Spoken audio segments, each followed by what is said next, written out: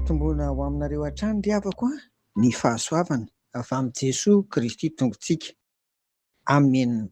Andeha hiaraka hivavaka isika. Ry Tompo, Rainay any an-danitro, misaotra anao mandrakariva amin'ny anaran'i Jesoa izahay, satria faly indray omenao an'izao maraina izao.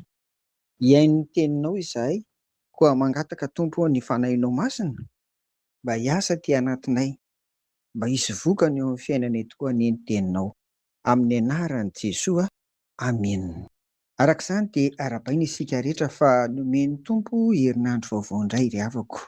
Miraro ny sosiny tsara rehetra ho antsika tsirairay avy, miaraka amin'ny Jesoa. Herinandro fahatelo amin'ny fandiniantsika ny hoe mahatoky amin'ny asan'ny mpino izao.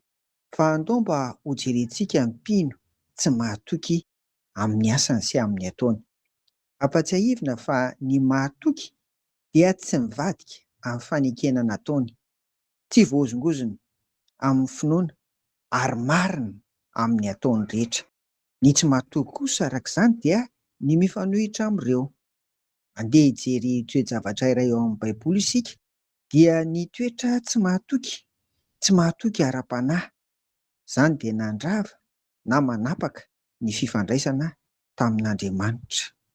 Rehefa nanompo Andriamanitra fa ny zanak'Israely tamin'ny andro Noseam-paminany dia fijangajangana ara-panahy izany, satria ny Israely irery ihany no vadin'Andriamanitra, kanefa tsy nahatoky tamin'izany izy ireo.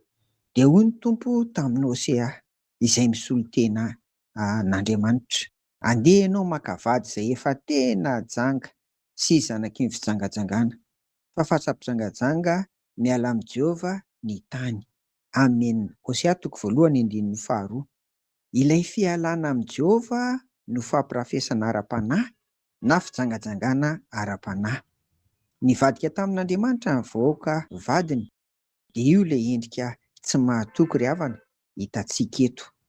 Mbola haintony izany fivadihana amin'Andriamanitra izany na ny fanompoan-tsampy, ka hoy indray izy tamin'ny Hosea: mandehana indray, tiava vehivavy izay tiany ny vadiny nefa mijangajanga, dia tahaka ny fitiavan'i Jehovah ny zanak'Israely.